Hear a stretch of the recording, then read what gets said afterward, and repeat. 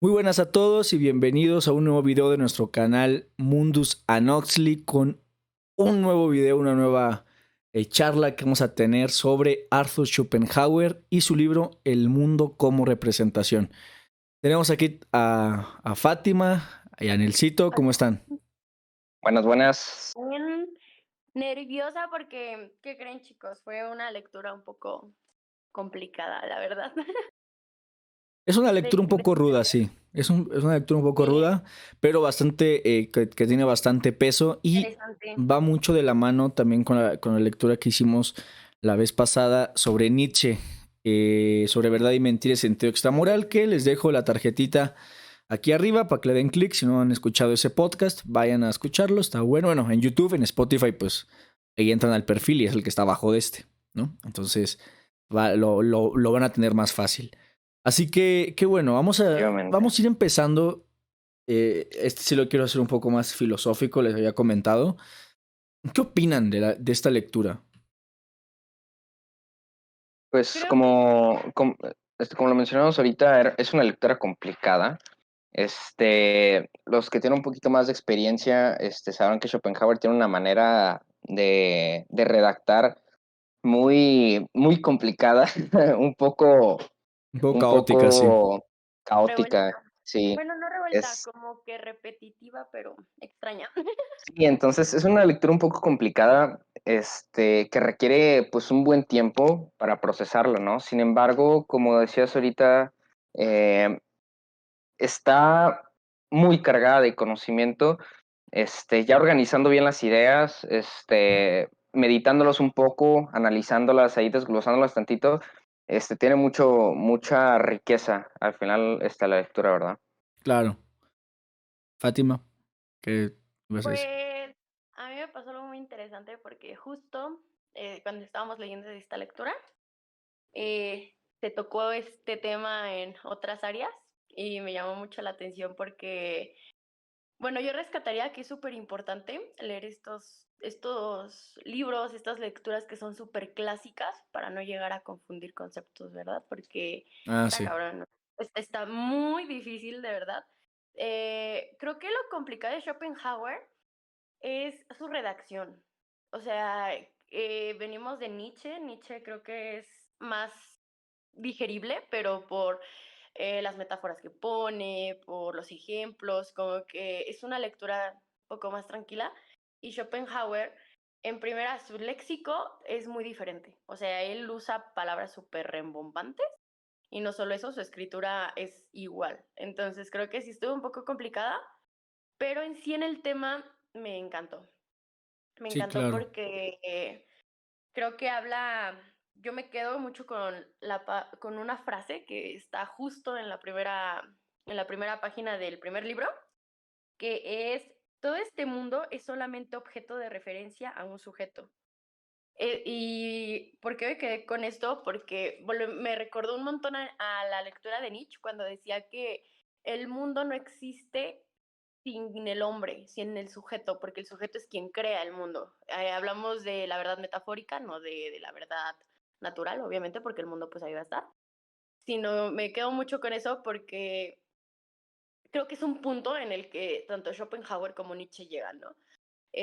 Schopenhauer bajo otra pauta que es la causalidad y la representación del mundo, y Nietzsche como la verdad. Pero los dos coinciden que sin el sujeto, o sea, sin el sujeto no hay de dónde partir, ¿no? Y que gracias al sujeto es que podemos entender al mundo como una representación o entender a la verdad metafórica en el caso de Nietzsche. Y creo que este sería como lo que iniciaría rescatando de las dos lecturas, que es ahí donde los dos autores se compaginan y empiezan a hablar con ellos, ¿no?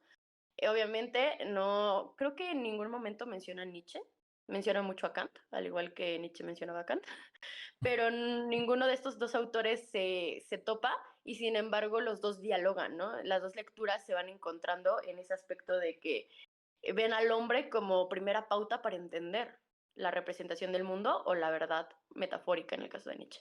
Sí, claro, digo, son diferentes, en fin, son diferentes perspectivas de un mismo Exacto. tema.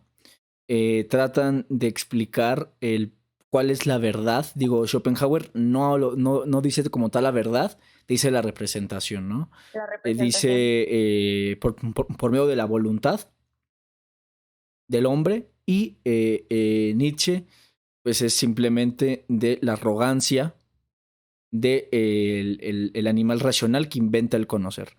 Entonces, pero al fin y al cabo van dirigiéndose. Esa lectura, Arthur Schopenhauer, como bien lo mencionan, es complicada de leer, no en torno a cómo, bueno, para los espectadores y los que están escuchando, nosotros no leemos esos autores que reescriben a estos autores originales, que son que ya les dan otro, digo, les dan el mismo enfoque, pero ya suavizan más o menos cómo escriben. Estamos leyendo a los autores originales y siempre es poco más complicado. Recordar que Arthur Schopenhauer también escribía en alemán, entonces las traducciones se pueden llegar a ser más revueltas, o puede ser que haya complicaciones, pero siempre es mejor leer a un autor en su idioma original, pero pues no vamos a aprender alemán para leer a Arthur Schopenhauer, ¿verdad? O sea, para una lectura, pues ojalá pudiéramos hacerlo, pero no tenemos todo el tiempo del mundo. Pero bueno, me gustaría más que nada, ya tenemos mucha plática en torno a esto.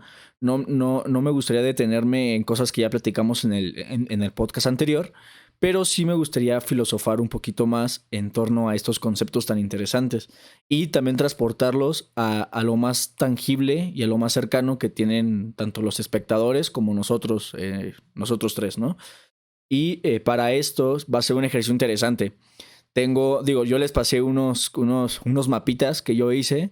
Y en torno a esos mapitas, el primero, de hecho, no se los puedo poner, se los podría poner, pero bueno, mejor se los narro. Es un mapa muy X y se puede explicar bastante bien. Y lo traduje a conceptos básicos en comunicación, por ejemplo, ¿no? Para poder exprimir a todo esto y empezar a buscar la manera de dialogar en torno al sujeto que rehúsa el conocer. El conocer en torno a estas representaciones más de la naturaleza o de esas verdades más naturales, como dice Nietzsche, o esas representaciones más abstractas, enfocados desde la ciencia, ¿no? No desde la parte de la fe o desde la parte de la ideología, que al fin y al cabo Arthur Schopenhauer es muy tajante y las mete a las dos en donde mismo, ¿no? O sea, es bastante, me interesa bastante eso, aunque Arthur Schopenhauer te lo dice que una tiene pues más veracidad que otra por cuestiones de esto del tiempo, espacio, etcétera. A mí se me complicó entender eso, porque normalmente he leído cosas que sea uno contra el otro, ¿no? O sea, siempre como ciencia contra religión. Claro. Y me volcó a mí el cerebro que este autor dijera, güey, esto es lo mismo, pero tienen diferencias. O sea, son casi iguales, pues van hacia lo mismo. Es que a fin y al cabo, cuando dije, ¿qué? O sea, viéndolo desde él, la representación es muy parecida. O sea, son cosas diferentes, pero esta abstracción de lo que están viendo, pues es lo mismo, es una abstracción al fin y al cabo, ¿no? Pero bueno, vamos a irnos más o menos guiando, vamos a gatear un poquito ahorita. Y me gustaría hablar primero del ser humano, ¿no?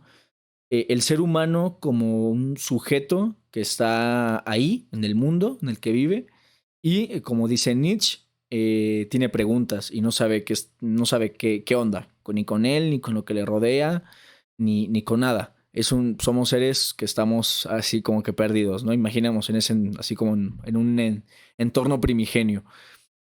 Y la única cosa que tiene este sujeto, el único canal, por así decirlo, que tiene para entender al mundo, para tratar de explicar lo que le rodea, son los sentidos, ¿no? En torno el sentido primario, que esa es con lo que primero nos relacionamos, es la vista, ¿no? El ojo. Y pongamos este ejemplo que lo pone Schopenhauer. El humano, con su ojo, ve al sol. Y después del sol es la imagen, ¿no? Del sol. Se te queda en la mente la imagen del sol.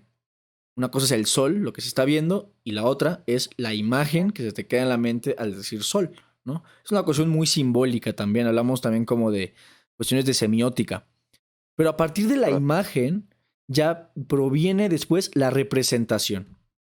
Y aquí en comunicación, por ejemplo, estaría, o sea, es el sujeto, el canal, el mensaje, y llega al otro sujeto, y después hay una especie de retroalimentación. Bueno, aquí, en esta forma, no existe como tal una retroalimentación. O sea, sí hay una retroalimentación, pero no le llamaremos retroalimentación, sino o sea, lo llamaremos, perdón, como una abstracción.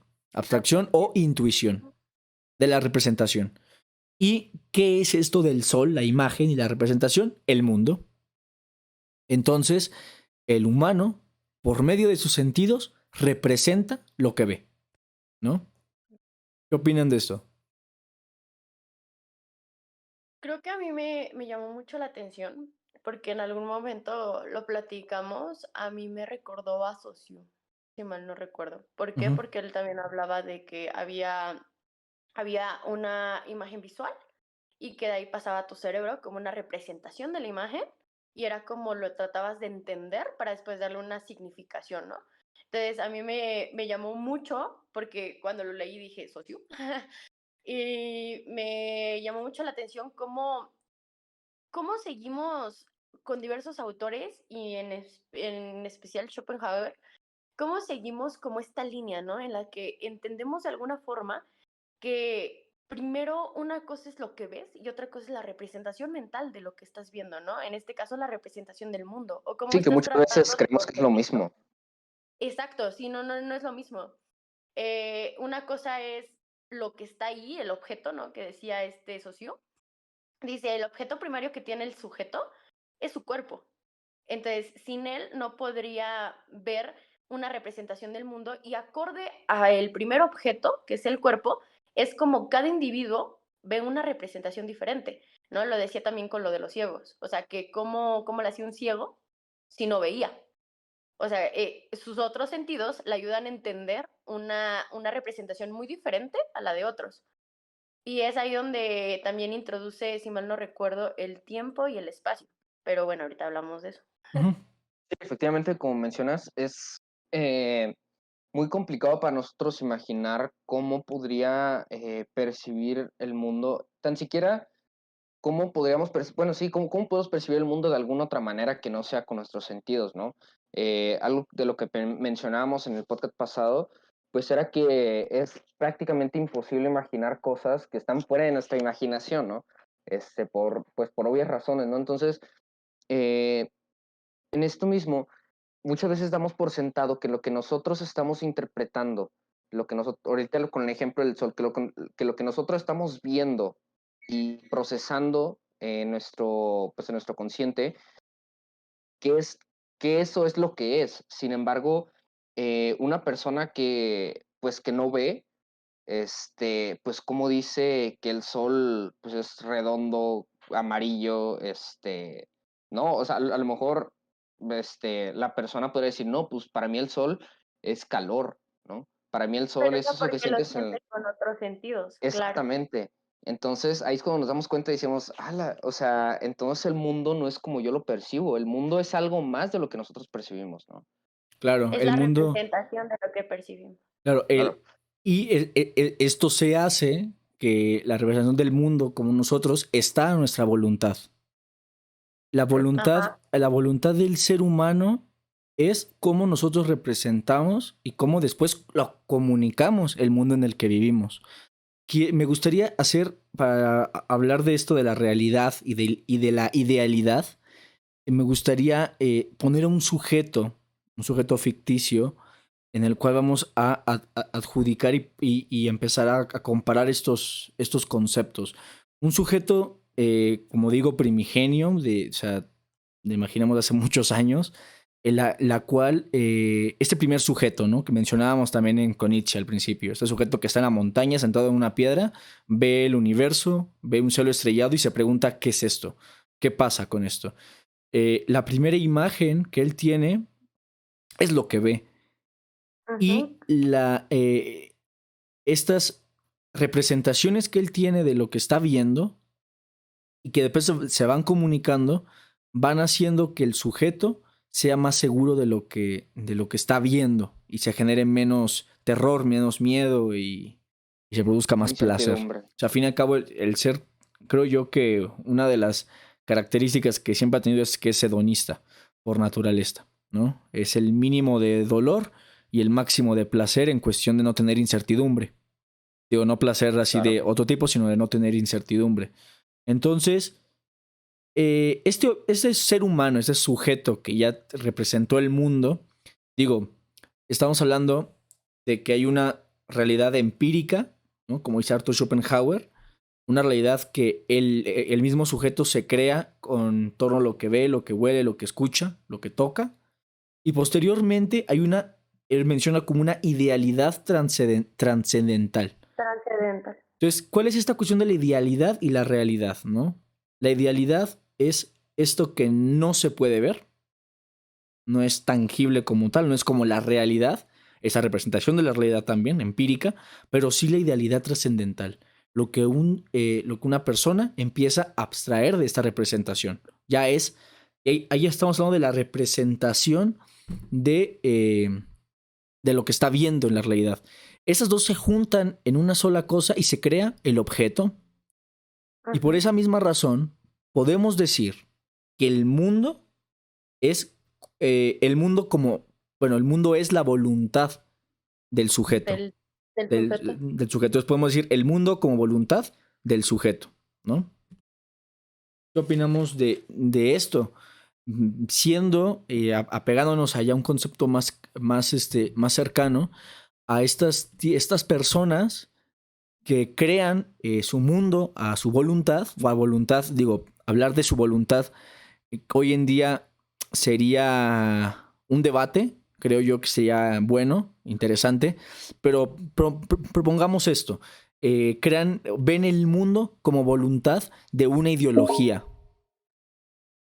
Me parece interesante que ahorita, desde ese enfoque que le vamos a empezar a dar ahorita, eh, como ahorita lo mencionabas, la voluntad que tiene el hombre de modificar o la voluntad que tiene el hombre de adjudicar a cierto objeto, eh, pues un concepto, es, pues al final de cuentas muy, bueno, ahorita con el ejemplo que poníamos del sol, pues es algo que no debe ser un todo, ¿no? O que debemos considerar que nunca es un todo, ¿no? Sino que es una pequeña parte de lo que verdaderamente es, ¿no? En este caso, lo que mencionas de las ideologías, eh, me parece muy interesante cómo sin necesidad, y lo voy a poner así, sin necesidad de procesar la información, solamente con lo que recibe pues el sujeto, cómo puede definir la realidad y decir esto es así porque tal pensamiento, tal ideología, pues se lo adjudica y por ende yo también, ¿no? O sea, ya estamos hablando de que ni siquiera pasa por un proceso, pues interior, ¿no? Que simplemente es como me llega y así como llega, lo transmito yo también, ¿no? Y ahí me parece que es, pues un problema, al final de cuentas, porque, eh, como bien decía Nietzsche, siempre nos debemos, bueno, siempre debería ser como la manera natural de actuar el hombre de preguntarse. Sin embargo, al final, como decías, somos hedonistas.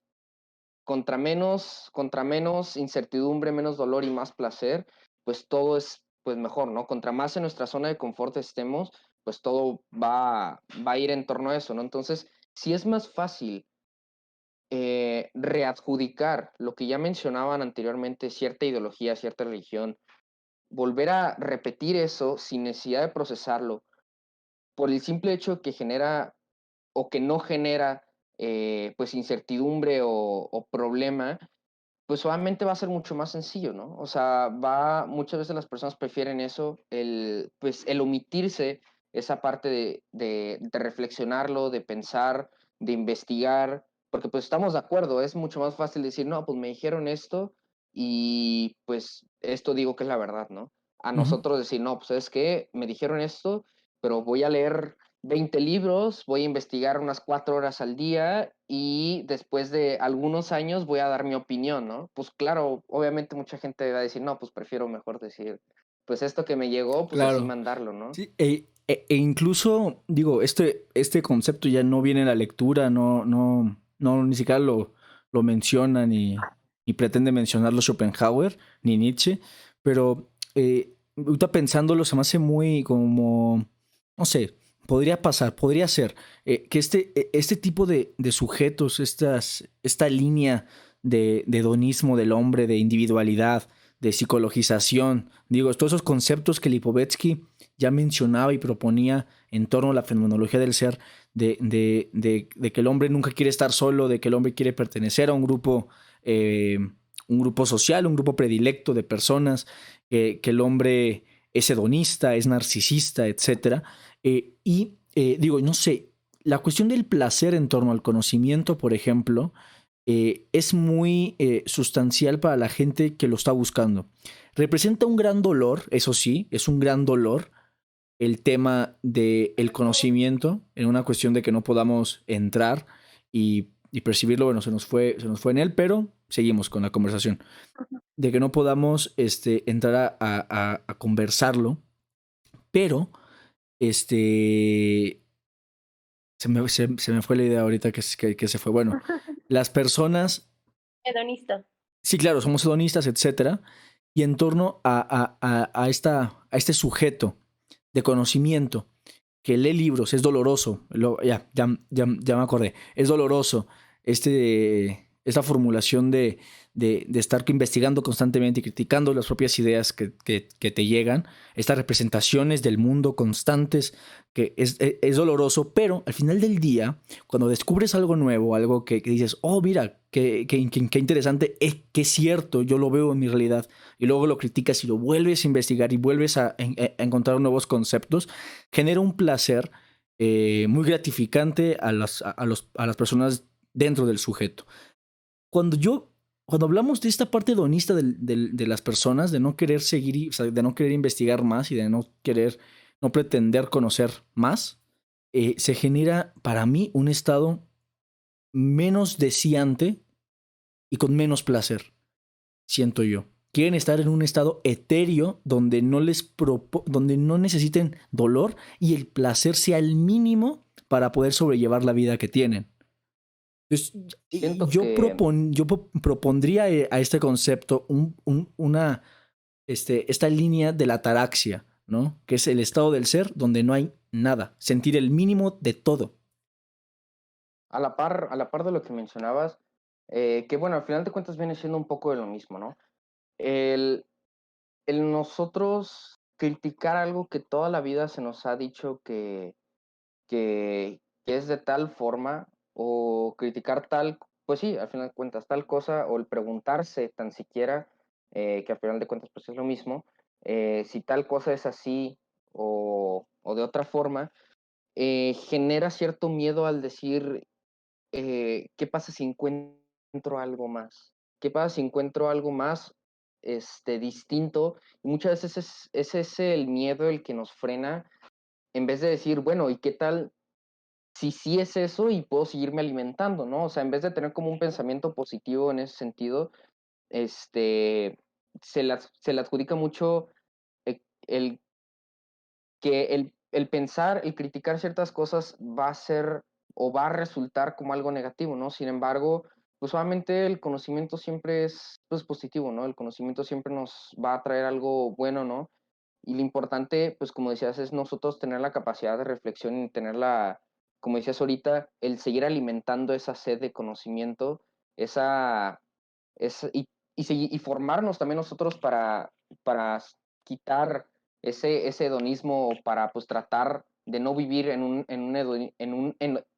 hedonismo, perdón, pues banal, ¿no? Sino mantener como en esa zona de dolor, entre comillas, que al final de cuentas pues, nos va a generar pues el seguir creciendo, ¿no? Como personas, el seguir formándonos como personas. Ujú. Regresando a Schopenhauer y tomando lo que es en él, creo que es ahí donde vemos el idealismo y la realidad, ¿no? Porque porque si mal no recuerdo, en la página 23 habla que la realidad es por y para el entendimiento. Y ahí hace referencia al conocimiento. Creo que esa es la diferencia entre la idealización y la realidad, puesto que la idealidad solo se basa, como lo menciona Schopenhauer, en la causalidad, o sea, en la experiencia que tienes a partir del tiempo y el espacio en el que te encuentras, ¿no? En la conjunción entre el objeto y el sujeto. Entonces, creo que la mayoría de las personas, no puedo decir todas porque caería en una falacia, están precisamente en este punto etéreo, en donde lo primero que se ve es la idealidad. ¿Por qué digo que la idealidad? Pues porque es ese sentido en el que configuras un mundo que para ti es suficiente, ¿no?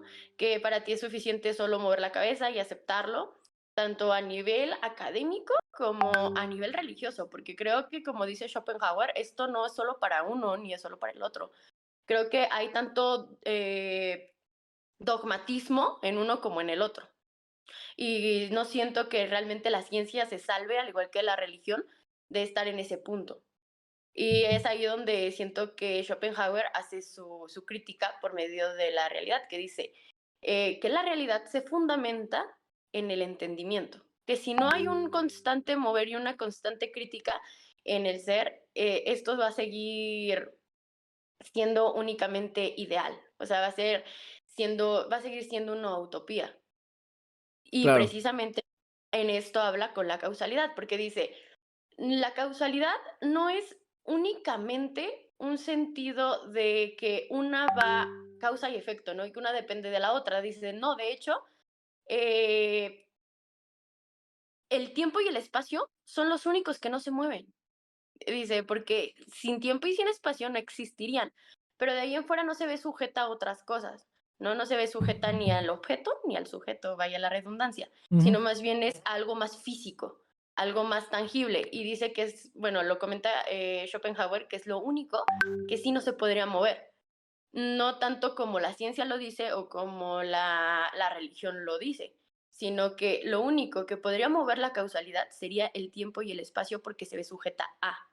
Entonces podemos entender que las personas se tienden a ver nada más en la causalidad. ¿En qué? En lo que está pasando. ¿Por qué pasó? Pues porque sí, porque Dios lo quiso o porque hay una explicación científica, pero no se ve más allá. Entonces siento que Schopenhauer aquí hace como me tocó vivirlo, una crítica hacia ambos porque dice que los dos no van a ningún lado. O sea, ni uno ni el otro. Llegan a un punto en el que se ven tan afectados por sus propias creencias a partir de sus propias experiencias que no Están son capaces de ver más autodogmatizados. para allá. Exacto.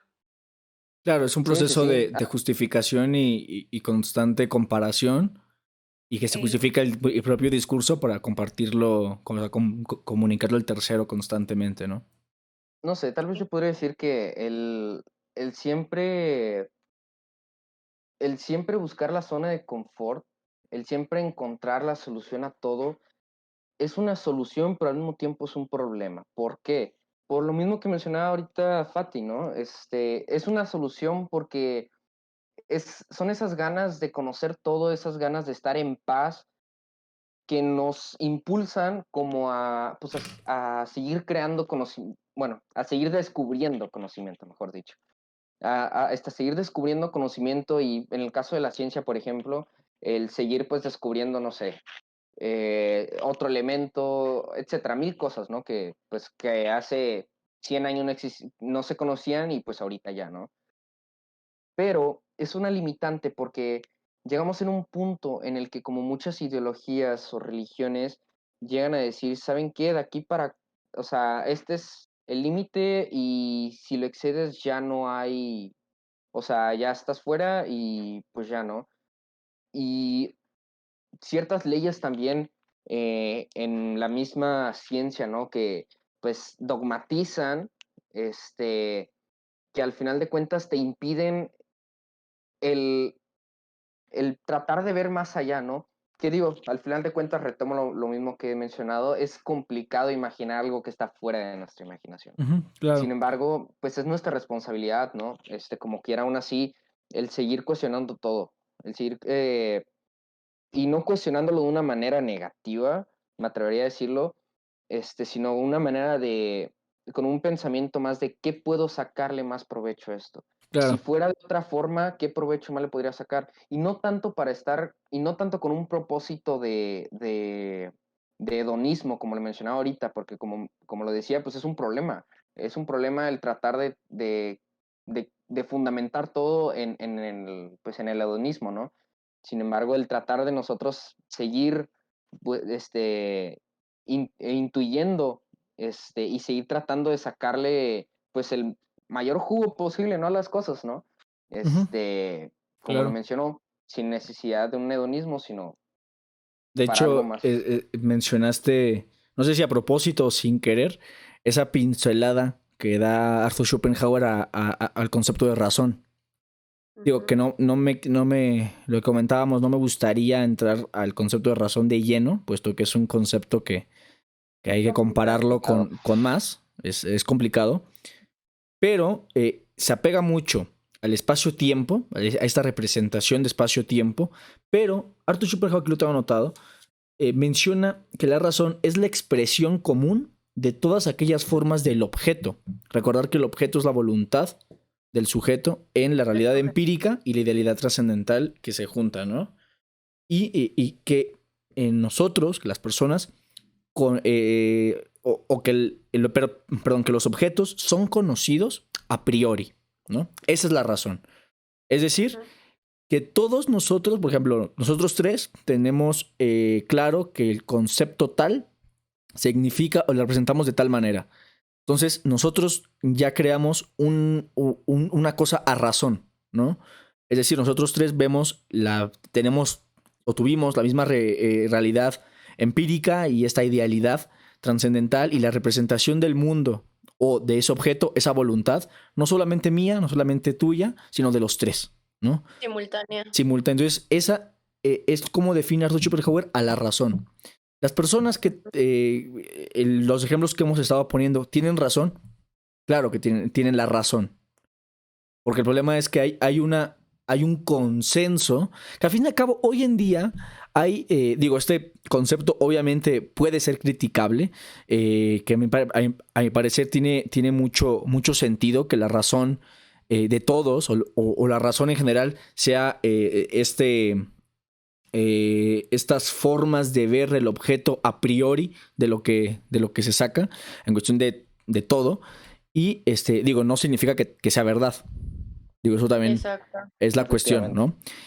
¿no? Conceptos muy novedosos que digo, se los comparto al público, se los comparto a ustedes. Conceptos como la viralidad, que ya son conceptos novedosos y que hablan de consensos violentos de narrativas, ¿no? O fake Conceptos, news.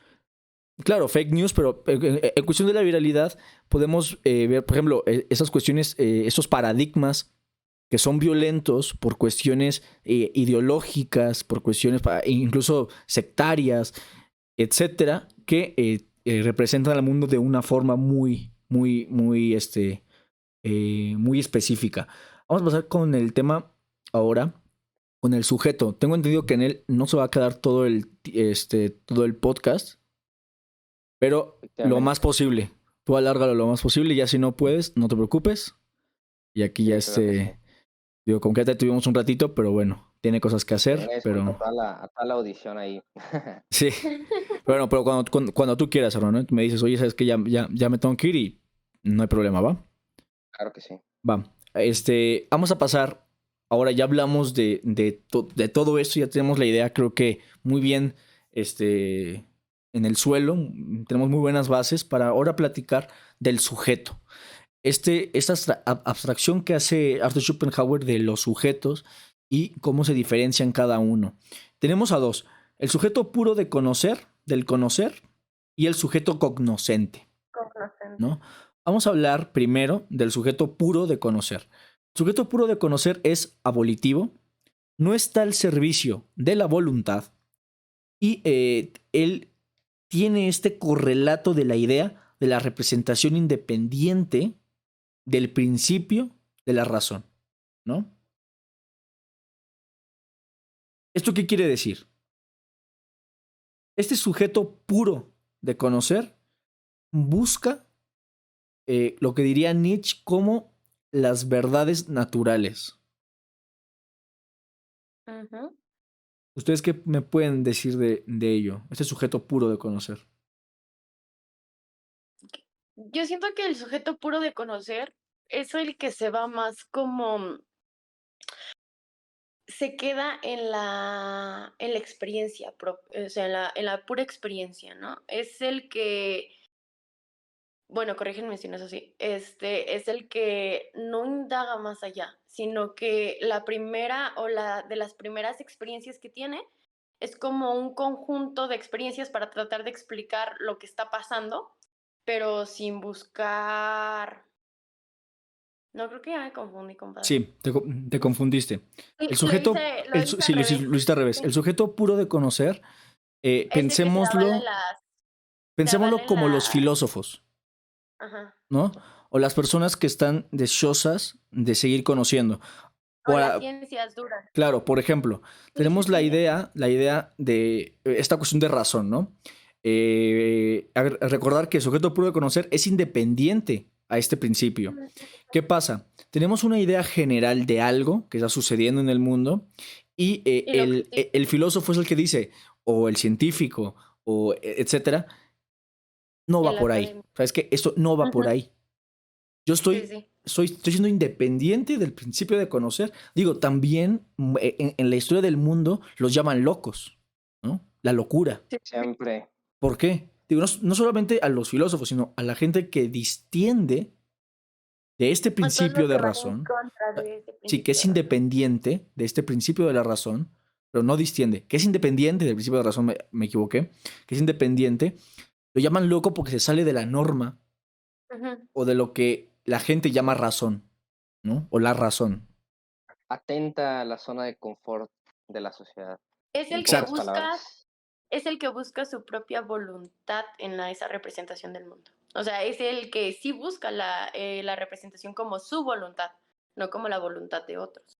O sea, no está al servicio de la voluntad, La voluntad está a su servicio, se pero podría él decir de hace la alguna manera. voluntad, ¿no? O sea, Ajá, él quiere hacer por la eso a voluntad. lo que voy es de que él hace la voluntad de la representación del mundo, pero para él. O sea, no le importa tanto la voluntad de los demás, sino Y él claro, se fija o sea, a fin y a en cabo, cómo él ve la representación. a diferencia de los sujetos cognoscentes, que ellos toman la voluntad de los otros, Me acabo de enojar. el sujeto puro de conocer es el, el que usa esa voluntad para poder hacer representaciones él del mundo, que al fin y al cabo Sí, exacto. es un Para trabajo generar de sus los representaciones, filósofos. no para Exacto, quedarse con las que ya están, claro. exacto. Y el cognoscente era lo que yo decía, el que se queda con la primera impresión y lo que va aunado a lo que ya está predeterminado, o sea, lo que sigue ya la corriente. Sí, el sujeto cognoscente es dependiente de este principio de razón, ¿no? Depende del concepto como tal. ¿Pero por qué depende? Porque este sujeto cognoscente está dentro, o sea, tiene estos correlatos que ya están dentro Ujú. de los mismos Sí. sujetos, ¿no? Y también el sujeto cognoscente, este, empieza a hacer esta objetualización indirecta, obviamente indirectamente, de la voluntad. Es decir, empieza lo que comentábamos. Este sujeto cognoscente que ya tiene apropiado estos paradigmas objetualizados de su voluntad, de la representación del mundo, quiere ahora desde esa idea que ya tiene, desde esa representación, explicar todos los Todo, fenómenos que están a su alrededor, ¿no? aunque no alcance. Sí, es como las personas que leen un libro y quieren explicar todo el mundo con ese libro. O Obviamente, que pues quieren meter, o que quieren meter un concepto, pero en vez de ver todas las variantes de ese concepto, se quedan y se casan con uno, tratando de explicar ese en todo. exactamente. Pues Y no aquí ya cabe. empezamos a ver a la gente que es, esto es bueno, esto es malo. Malo. Y ya. Ujú. No Sí. hay una variante, no es. O sea, ya no es nada, no es. Es bueno y malo. ¿Y es un problema? Sí y no. No es un problema tampoco. Exacto. El sujeto cognoscente es y debe de estar ahí porque distende del principio de la razón, ¿no? Y es Ya para, lo lógico. Ajá. ya como conclusión ya me tengo que retirar así. Sí. Este, lo importante, como lo mencionábamos ahorita, lo importante es nosotros tener pues esa apertura de nosotros decir, ¿saben qué? O pues yo pienso esto, yo tengo esto ahorita, pero como lo hacía, que era algo que me gustaba mucho de Kant, eh, el decir, ok, pienso esto, pero lo voy a encapsular tantito, lo voy a dejar a un lado de mí y voy a ver qué otras variantes hay, ¿no? ¿Qué otras variantes hay y cuáles serían los porqués o los peros o las explicaciones de lo que pienso, ¿no? Y digo, no solo Claro. limitándose todo en torno a lo que pienso, sino buscando, pues, variantes que de alguna manera se podrían decir, entre comillas, que no tienen nada que ver, ¿no? Sin embargo, todo esto va generando en la persona el, el sujeto ideal, por decirlo así, como viéndolo de alguna manera, el sujeto ideal en base a lo que nos presentaba Schopenhauer, ¿no? Que sería pues este sujeto el que tiene la capacidad de pues de ponerle siempre un alto a sus emociones, de ponerle siempre un alto a lo que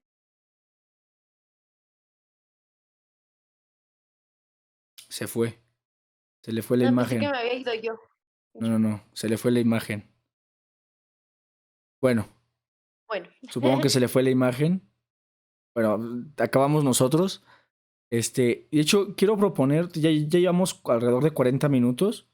Quiero proponer, no sé qué me digas tú, de dejar lo siguiente, que aún toca hablar de las representaciones, toca hablar del espacio-tiempo y dale más tiempo. profundizar.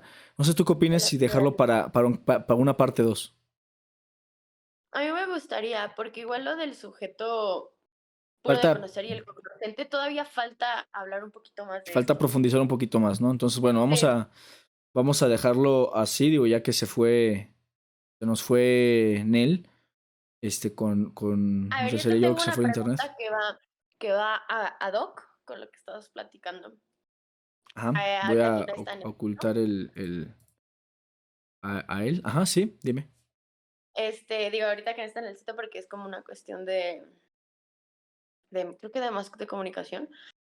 Bueno, no sé, sí tiene que ver con él. Un académico, alguien que precisamente se dedica a tratar de encontrar una realidad a base del entendimiento, como lo dice Schopenhauer, bueno, lo menciona, debería de estar más apegado al sujeto cognoscente o al sujeto puro de conocer. Y yo ya sé la respuesta, pero te hago esta pregunta precisamente porque hace poco me la hicieron un poquito menos directa. Se fue, pero espérame tantito, porque la imagen se descuadra. Entonces, quiero hacerla. Espérame, déjame Ok. la corto. Ah, tú sigue con tu pregunta, te escucho, no importa. Ahorita Sí, eso te comentaba, que hace poco me hicieron una afirmación en la que decían que los académicos tienen que ser un sujeto cognoscente, lo cual yo creo que discrepo porque considero que los académicos deberían de ser un sujeto puro del conocer, ¿no? Ya que estamos hablando de que deberían de ser rebeldes en cuanto a ideas, rebeldes en cuanto a conocimiento. Y considero que un académico que sea solo sujeto cognoscente, entonces llegaría a las mismas conclusiones. No habría ahí una ruptura, una claro, crítica negativa, claro, diría este. claro. Ay, Fíjate, es una cosa interesante plantearnos desde qué perspectiva ahorita, por ejemplo, estamos tocando el tema. O sea, nosotros ahorita mismo somos sujetos cognoscentes. sí, claro. Porque estamos hablando bajo el principio de razón que Arthur Schopenhauer propone. No de lo que nosotros proponemos. Exacto. El académico en la escuela, dentro de un entorno de clase, pues tú no puedes decir a los niños, ¿no? Por ejemplo, o a los universitarios que están estudiando algo. No, es que vamos a criticar el cómo tomar fotos. las teorías básicas del color, por ejemplo. Hay cosas que tienes que enseñarlas bajo una perspectiva dependiente de la razón, ¿no? Viéndola obviamente desde Schopenhauer, ¿no? El sujeto puro de conocer, claro que deberían ser la mayoría de docentes y académicos así. De hecho, es como es. O sea, tiene que ser así a fuerza, si no, no puedes investigar. Porque si no, solamente harías descripciones de lo que pasa y no habría propuestas y no habría cosas críticas. El sujeto puro de conocer es el que está criticando este principio de razón. Es independiente. Exacto.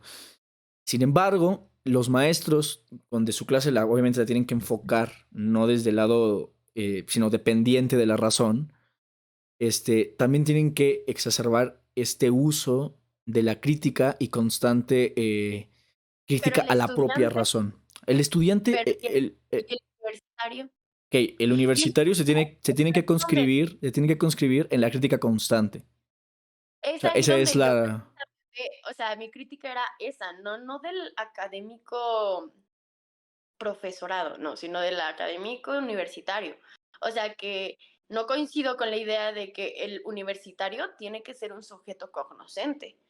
Más bien yo considero que el universitario tiene que ser un sujeto puro de conocer, porque no solo se puede quedar con lo ya establecido, con lo ya reglamentado, con su primera representación del mundo a través de sus experiencias. Tiene que ir más allá, ¿no? Es ahí donde entra el estudio, es ahí donde entra la investigación, es ahí donde entra la crítica. Sí, claro, pero digo, también tiene que estar conscrito en la razón para poder aprenderla. O sea, estos dos tipos de sujetos creo que van bailando de un lado a otro. O sea, si tenemos un sujeto puro del conocer, no debería estudiar. O sea, ¿para qué estudia? Sí, no.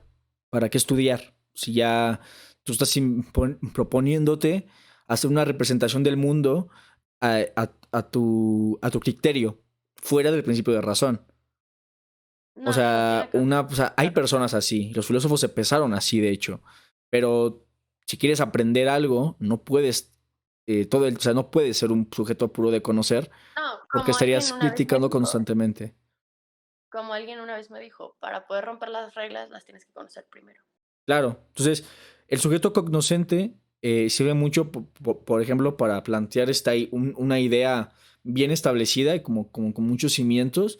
Y ya después ser sujetos puros de conocer. O sea, no podemos ser uno, o sea, es independiente. A lo mejor Schopenhauer lo pone así como muy indistinto, pero no. muy polarizado. Pero no, yo creo que... ir de la mano. Exacto, o sea, son características del ser humano a fin de cuentas. Hay personas que en toda su vida nunca van a conocer cómo es ser un sujeto puro de conocer. O sea, eso también es una cuestión que existe. O hay personas que no van a saber nunca cómo ser un sujeto cognoscente, porque conozco algunas. No, usualmente yo creo que el sujeto cognoscente siempre los humanos podemos ser. El sujeto puro de conocer no. Bueno, sí, los niños. Yo creo que los niños... Pero hay gente que no necesita ser un niño para vivir en el sujeto puro de conocer. Sí, claro, pero, o sea, en el estado natural, ¿no? Por ejemplo, de las cosas. En el estado natural, todas las personas son cognoscentes, ¿no? Son sujetos cognoscentes, porque muchas veces nos escribimos dentro del principio de razón, y muchas veces estos mensajes enaccionantes que vemos en la sociedad se basan en eso. Uh-huh. No quieren muchas veces que seamos puros de conocer, porque estaríamos aboliendo constantemente, y también es cansado hacerlo, ¿no? Pero la crítica siempre está ahí. Las únicas personas que están conscritos en el sujeto puro de conocer sin querer son los niños. Porque son independientes al concepto de razón, y nosotros los educamos para que se apeguen al concepto de razón y sean sujetos cognoscentes. Porque pero si un individuo no se apega al principio puro de razón, podría vivir más en el sujeto puro de conocer que en el cognoscente. Sí, claro, porque vivimos en sociedad, a fin y a cabo. O sea, hablar de, por ejemplo, que hay ética, hay leyes, por ejemplo, hablar de que se construyen las leyes, ya estamos hablando de que tenemos que enseñarle, o sea, hay un principio de razón que está ahí y que tenemos que seguir porque vivimos en sociedad. Entonces, claro, Pero hablando más del alumnado universitario, por ejemplo, el alumnado tiene que conocer las cosas, tiene que estar conscrito dentro de esas cuestiones. Sí, Para imagínate que tenemos a un hacerlo, ¿no? doctor, a un maestro y a un licenciado hablando de un tema, cualquier tema, y llega un estudiante y dice, no sé, es que así no son las cosas, es esto y esto y esto. O sea, No, debe de ¿cómo? haber A ver, coherencia. tú, o sea, hola. O sea, Hola. digo que puede tener razón, ¿no? Ese alumno puede tener razón, puede tener ideas brillantes. Sin embargo, como vivimos en sociedad, ese es Tiene que atenerse las a un cosas, principio de razón. exacto.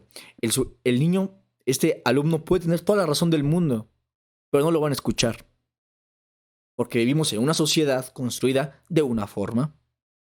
Ahora deberíamos hablar de libertad en la próxima. Libertad, es un tema interesante también la libertad. Pero bueno, al fin y al cabo, son esos dos tipos de sujetos yo creo, en lo personal, que un humano va haciendo esto en cuestión, aunque uno no quiera, aunque las personas que viven siempre en la parte cognoscente, a veces se pasan un poquito de este lado y se empiezan a preguntar, o sea, la duda misma, la crítica Es misma una de de la los verdad, sujetos, ya es una característica del sujeto claro. puro de conocer. El ser humano, por naturaleza, tiene ambas y constantemente van saltando de una en otra, aunque veamos a un fanático religioso Y el más también. cuadrado de los cuadrados es Bueno, claro, meramente llega un punto donde dices, bueno, ya, ¿no? Porque, por ejemplo, Kant fue un filósofo espectacular y todo lo que tú quieras, y él no era un sujeto puro de conocer. Los filósofos no son no. sujetos puros de conocer tampoco. Cuando ellos crean su Ujú. filosofía y crean esa Se razón, vuelven se inocentes. vuelven sujetos cognoscentes de su filosofía. Exacto. Y Kant, se me atrevería que Kant fue el único sujeto puro de conocer que dudó. Al final de ya en su muerte, dudó de su filosofía y dijo, ¿sabes qué? Mejor es lo otro. Que después se conscribió otro cognoscente, pero el sujeto puro conocer es el que está buscando, ¿no? El que critica, el filósofo, el que busca. Puede ser también un fanático religioso. Maravillosa la página 25, por cierto. Lean la Es un página tema, 25. es un tema interesante hablar eso de los sujetos, pero aún no agarramos este sentido de la representación a partir de los sujetos, que es a lo que queríamos llegar, pero yo creo que lo vamos a dejar para el capítulo 2. Nos vamos a esperar al Nelsito Sí, para que que esté, digo, adentremos bien ya lo vamos a, yo creo que lo grabamos pues otro día y ya lo próximamente. subimos, pero bueno, así para la siguiente semana. ¿Qué vamos a ver en la siguiente semana? La representación. O sea, vamos a hablar de esta relación que tiene el sujeto, el cuerpo y el objeto, y vamos a ver estas abstracciones, representaciones, vamos a poner ejemplos, me gustaría poner ejemplos, y luego hablar de espacio-tiempo, sensibilidad pura, y posteriormente representación, ¿no? Que ya sería como Lo último. lo último. Ya vamos a hablar de representación. Las tres, bueno, son cuatro representaciones que dice Schopenhauer, pero vamos a hablar de tres, bueno, dos. Bueno, espacio y tiempo también vale como una. Pero vamos a hablar vamos a hablar de tres, pero vamos a profundizar solamente en dos. Vamos a profundizar, para no hacerlo tampoco tan largo. Y ya de ahí hacer la cuestión del debate y etcétera. Así que bueno, ¿algo que quieras concluir ya para cerrar? Pues creo que lo que me gustaría concluir es que yo digo que es como una reflexión final, ¿no? No podemos quedarnos ni casarnos con una idea. Tenía un profesor en la universidad que siempre nos decía, no pueden ver las cosas con los mismos lentes, porque si las intentas ver con los mismos lentes vas a ver el mismo color, ¿no? Entonces, creo que precisamente esta es la crítica que hace Schopenhauer al sujeto, que es que no te puedes quedar en una. Por eso yo creo que critica ambas, critica tanto al sujeto cognoscente como al sujeto puro de conocer. O sea, realmente no le da la razón a ninguno, no le da a ninguno como este es bueno o este es malo, ¿no? Más bien es una crítica pareja porque como lo mencionábamos, va saltando. Entonces, creo que es muy importante que esto ya aplicado como a un sentido eh, contextual, por así decirlo, no podemos, siempre debemos de estar abiertos o tratar de estar abiertos al cambio, ¿no? En algún momento a mí me decían que era una persona que cambiaba muy fácil de opinión y le digo, no, no es que cambie muy fácil de opinión, es que me doy cuenta que mi opinión puede ser muy distinta, pero me está enseñando más la otra persona a la opinión que yo tenía. Y como lo mencionábamos, en algún momento, no sé si me puedas pasar porque no encuentro, mira, subrayé un montón, Sí, es que que no acuérdate encuentro. que a mí se me... Ah, yo sí lo tengo. Aquí está. Ah, ya sabes de cuál hablo, ¿no? Sí, Sí. del parrafito, Ok, ¿no? pero espérame, sí, esa, me parece brillante. ¿Por qué? Porque precisamente me decían, me llegaron a decir que cambiaba mucho de parecer y que eso significaba que no era coherente con mi discurso. Y yo no, más bien creo que el quedarte solo bajo una perspectiva es todavía peor que que ir cambiando tu forma de ver, que ir cambiando tu ideología. No te puedes casar con algo porque, ahora sí, como dice Schopenhauer, ¿me haces el favor de citarlo? Sí, y de ello sí me gustaría enterrar así, ¿eh? Esta parte uno del podcast. La falta de entendimiento se llama estupidez. La Ujú. falta de aplicación de la razón a lo práctico la conocemos como necedad. Somos necios. La falta de juicio como simpleza. Y por último, la falta parcial o total de memoria como locura. Como locura. Sí, y me quedo con esto porque el cambiar de opinión, el cambiar de perspectiva, el cambiar de ideología no te hace estúpido. Creo que te hace más estúpido y necio seguir bajo lo mismo cuando no te estás dando la oportunidad de abrirte a nuevas cosas. Creo que es ahí donde te quedas como lo dice Schopenhauer, en la mera experiencia y no basta. O sea, no basta con lo que ya sabes. O sea, no es suficiente para entender al mundo. Entonces, yo sería como un consejo, cambien. O sea, cambien su manera de ver. No te cases con algo, no vivas solo bajo una perspectiva, cambia. Creo que eso es temerario y muy pocos lo hacen. O sea, muy pocos de los que estudian son capaces de precisamente dar esa vuelta a todo lo que han dicho, a todo lo que han visto, a toda la perspectiva que tenían. Como tú lo mencionaste, Kant, dice, ah, no, qué pedo, esto no es, y lo cambia, ¿no? Entonces, siento que es de las cosas más inteligentes que realmente podría hacer el ser humano. O sea, seguir cambiando, seguir modificando sus creencias, que es muy difícil, como lo mencionábamos con el cito hace rato, el conocimiento duele. Quien te diga que el conocimiento es bonito, no. O sea, Es más bonita. es bonito. Lo O que sea, es duele bonito, es. pero es doloroso. No es simple, Es no es que, fácil. mira, yo ya lo estuve analizando. Es doloroso por el hecho de que cuando las personas no quieren pensar o ya están conscritas, les duele saber que lo que Pero están viviendo es una mentira. sí, O que tienen que salir de la zona de confort. A eso nos referimos con ujú. que es violento y doloroso. Pero el conocimiento en sí Pero no también es no, hermoso, no, claro. no. O sea, Es muy cuando estás bello porque acostumbrado, pues no pasa nada. por lo que estoy diciendo, te está cambiando, o sea, te cambia todo lo que ves, pero precisamente por eso para muchos es violento y por eso para muchos duele. ¿Por qué? Porque es más bonito, es más fácil, quedarte en tu zona de confort. O sea, es más sencilla la ignorancia que el conocimiento, porque al conocer dejas de ver las cosas como las ves y empiezas a ver otras cosas, ¿no? Claro. Hace poco escuché una crítica muy fuerte que me quedé así de carajo. Dice, era una perspectiva de una persona que me comentaba que esta persona era como muy de, sí, negocios y emprendimientos, y dice, hasta que me dio un trancazo un libro, y me dice, me empecé a dar cuenta que era un discurso violento al grado de que tenían que ser emprendimientos pequeños para tratar de sobrevivir y que eso nada más reflejaba la decadencia económica de una situación en un país. Y fue algo que yo tampoco, o sea, yo nunca me había puesto a analizar eso, ¿no? Y cuando me quedé así de, tiene sentido. Y Claro. digo, probablemente después cambie y diga, ya no tiene sentido, pero es eso.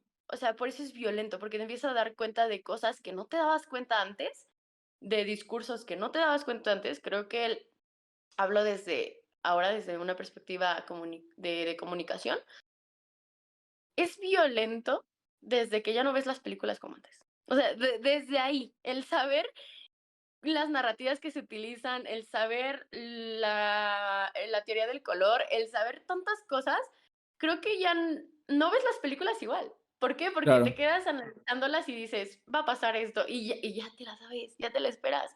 O empiezas a ver como cositas. Entonces, creo que eso es el conocimiento y creo que es bonito. O sea, también es rico. Es doloroso, pero creo que es rico. ¿Por qué?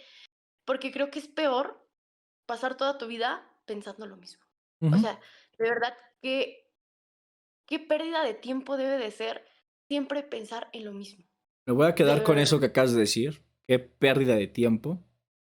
Porque, Vamos a ver tiempo y espacio. porque, no. ¿Por qué crees? ¿Por qué los que nos están escuchando, viendo, creen que el sujeto, o muchos sujetos, no se conscriben en esta lógica del pensamiento? Porque no tienen tiempo. Porque no hay tiempo. Porque no tenemos tiempo. No es que no haya tiempo. Es que el sujeto ya mismo vive a No, destiempo. ajá, vives tiempo. Entonces, eso lo voy a dejar aquí. Vamos a tener en la parte 2 de este capítulo, como quiera. O sea, y Y ya eso va con después la productividad. vamos a hablar del tiempo. Y vamos a hacer este análisis desde la perspectiva de Byul-Chul Han. Yo siento Gracias al compañero Carlos que eso del nos dio tiempo el libro. Ajá. va ad hoc con la idealización de la productividad. Es una crítica que por ahí. Sí, claro. Y también podemos hablar de la japicracia también. Esta cuestión del tiempo. De no tenemos tiempo de ser infelices. Tampoco. O sea, No, de el ser nada. humano no tiene O tiempo de sea, de nada. verdad no hay Y tiempo digo, ni en nada. apegándonos a esto, el ser humano ya no tiene tiempo ni siquiera de pensar las cosas. O sea, me dicen que es esto, ok, No, va, tengo un chingo de trabajo que hacer. El problema es que esto tenemos un montón de años rezagado y hay que ver las cuestiones contextuales de lo que estamos hablando, toda la Edad Media y todo eso. Por esos ejemplos los quiero dejar para el siguiente capítulo, ¿no? El capítulo así 2. que no se lo pierdan porque viene fuerte. Sí, así que le damos. Muchas gracias por estar aquí. Esperemos que compartan, que le den like, suscribirse al canal si no lo están. Seguidme en Mundus Cine, Mundus Nox y Mundus Anoxcli, que es este canal. Su casa, la casa donde vamos a debatir, hablar de un montón de cosas de filosofía y no dejar morir esto. Mínimo, abrirnos un pequeño tiempo para hablar de esto, de las representaciones Y de otros ojalá, autores. y ojalá y se puedan tomar ustedes, los que nos están viendo o escuchando, el tiempo para decir lo que piensan. ¿Se Digo, vale? Pues ya para eso tuvieron el estamos tiempo de haciendo. escucharnos, ahora que tengan el tiempo, pues de escribir lo que piensan en la caja de comentarios, ¿no? Un comentario mentándonos la madre o refutando lo que Pero, o decimos sea, o diciendo, eso súper no es así. dictaminante, ¿no? O sea, tú puedes opinar lo que tú quieras en la caja de comentarios. En la caja de comentarios. Es súper Pues dictaminante. pues es que si no, ¿dónde los vamos a leer o qué? O nos pueden seguir por Instagram y luego nos mandan mensajes de voz, ya los Sigue escuchamos. siendo dictaminante, o sea, solo tienen dos El opciones. hecho de que yo les diga que comenten algo es dictaminante, pero bueno, les dictamino a que me digan el mundo a su representación y voluntad y a ver si nos apoyamos, ¿no? Y a lo mejor tenemos malas interpretaciones de Arthur Schopenhauer también, que eso Sí, podría por pasar. eso le digo, igual si nos quieren O mentar o diferentes representaciones, o sea, eso, también, por favor. eso no dice en la página tal, se vale, se vale. No, Aquí estamos estamos. hablando en general también del texto, pero... No, pero yo dije que la página 25 es una chulada. Ah, por eso, por lo de la falta de entendimiento, sí, está buena. Pero bueno, muchas gracias por vernos. Nos vemos en el siguiente video. Les habla su amigo Mundus Nox. Hasta pronto. Bye.